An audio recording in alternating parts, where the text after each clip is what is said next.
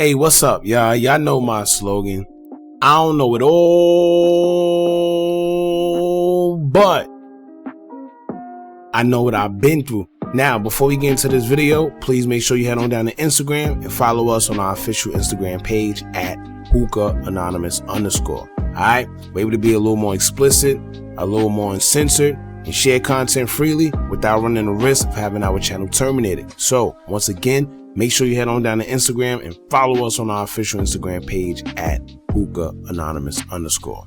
Alright, now let's get into what you guys came here to see. Now, as all this new information is beginning to surface concerning the death of FBG Duck and everyone who played a part in making it happen, a lot of people have the same infamous question, which is, will Lil Durk be charged a part of the oblock RICO indictment or not? And in one of the documents that surfaced, it said that an individual that people are alleging is Lil Durk is a high-ranking BD member and is also mentioning his deceased brother money making D thing. So with Lil Durk name beginning to pop up in this case, it takes a weird turn, as most people thought that they believed it was just King Von who put $100,000 on Duck's head and that was pretty much it. But it didn't just go like that, as we are beginning to see. So today I want to talk about the possibilities of Lil Durk being involved in this Duck case and the likelihood of him having anything to do with what happened in the Gold Coast. I'd be lying if I sat here and told y'all, yeah, they're saying he had something to do with it and he will be locked up soon, because first and foremost, I don't know, and secondly, I would never wish jail or death on the next man. What I would say though is that with all these cooperators and evidence that they have against these oblock guys, anything is pretty much possible. Keep in mind that the feds picked this case up too, and with them, it's really no telling what they know. They like to play the waiting game.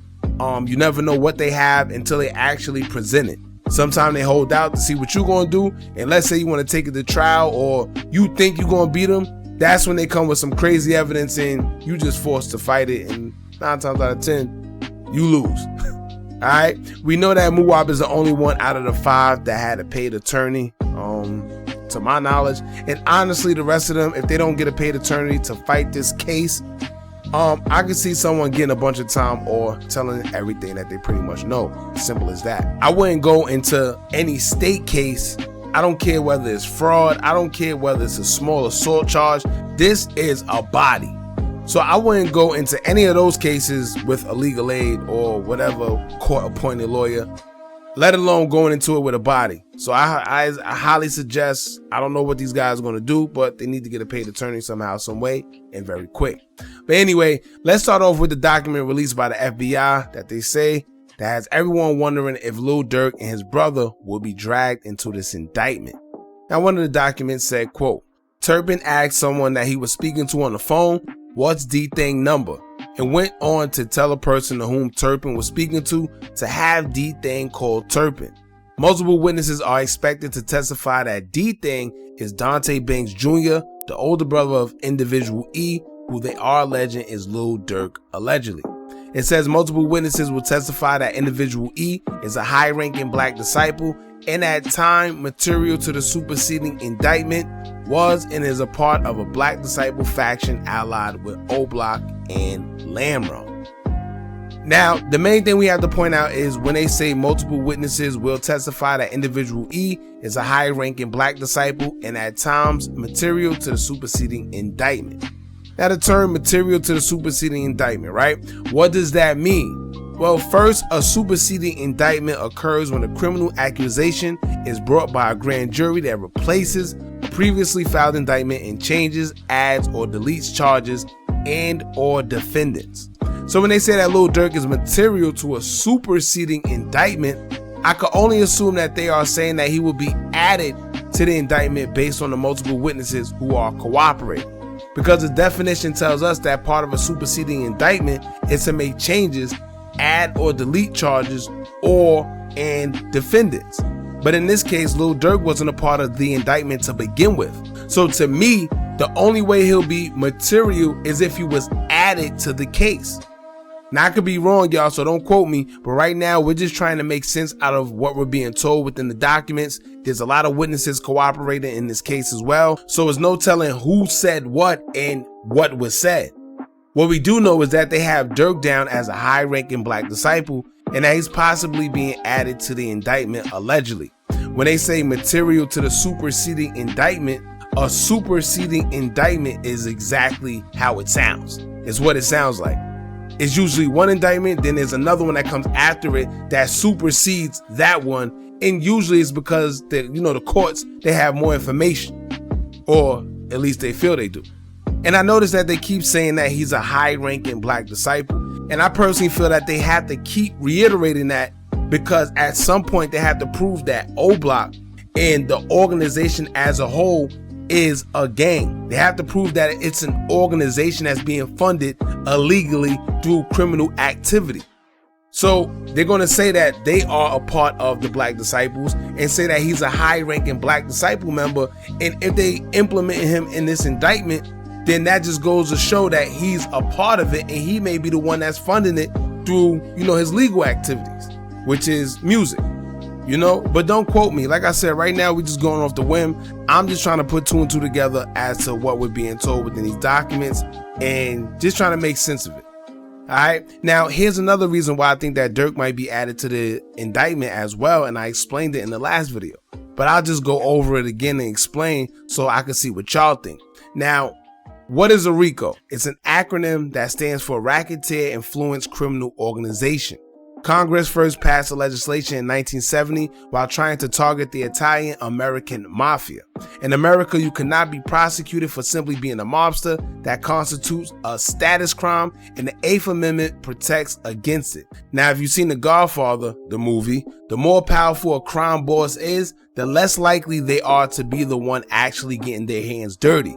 However, they're the ones appointing people to commit crimes. So, to get around this problem, lawmakers developed the RICO, which allowed prosecutors to charge members of a long-running enterprise for their patterns of behavior and connections to the organization.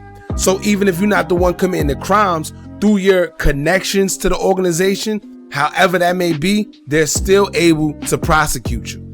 And like they said, it's through your patterns of behavior, which is kind of crazy when you think about it. Now, some active involvement is still necessary. The prosecution must prove that the accused person committed 2 out of 35 possible offenses, ranging from murder and kidnapping to bribery, fraud, obstruction of justice, and I guess the list goes on. Now, defendants face up to 20 years in prison if convicted. So, like they stated, you just have to commit 2 out of 35 possible offenses in order to be involved in a RICO, right? Now, in a nutshell, prosecutors have to first prove that whoever they're charging with the RICO is a part of the criminal organization, and usually within every criminal organization, there is a boss or someone funding the organization. So after proving that it is a criminal organization, you also have to prove who's funding it and if they're funding it to perform illegal activities.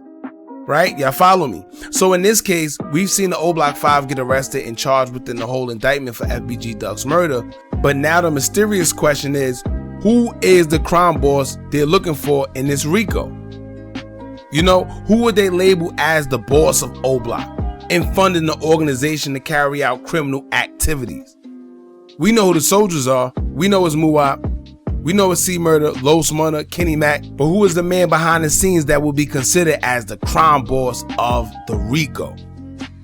Unfortunately, somebody has to be charged. And as I stated before, I don't know if it will be Durk. To make things clear, these are just opinions from mere observation. We're all just trying to put 2 and 2 together here because it's a lot coming out about this case as of recent. And it's been going on for almost 4 years since Duck lost his life back in August of 2020. We're now in August of 2023, and we're now learning that a lot of people are cooperating with law enforcement. So I'm sure that they're not only using them for Duck's murder, but they're also using these same cooperating witnesses to answer questions on other related bodies that may have went unsolved as well. So y'all can jump in the comments and let us know what y'all think, man. Do y'all think that Durk will be added into this indictment? As more information drops, we will keep y'all updated. And keep in mind, like I said, man, we don't wish jail or death on anybody. We're just speaking on information that was given to us and saying how we feel. Also, keep in mind that none of us really know how credible that these documents are. Like, we don't know how credible they are. We don't know where they came from. They just suddenly appeared on the internet and everybody ran with it. You know, but we did see a couple of prison footage start circulating between King Von, King Lil J with his infamous footage. It's just a lot going on right now. But like I'm saying, we don't know how credible these documents are. They could be fake. They could be real. Who knows? We're just going based off the information that was included in the documents. All right. So as for now, y'all jump in the comments. Let me know how y'all feel and what y'all think. Don't forget to like, comment, share, and subscribe. Hit that bell so you're notified every time we drop new content. And remember, as long as you keep on watching, I'm going to keep on dropping. And I'm out.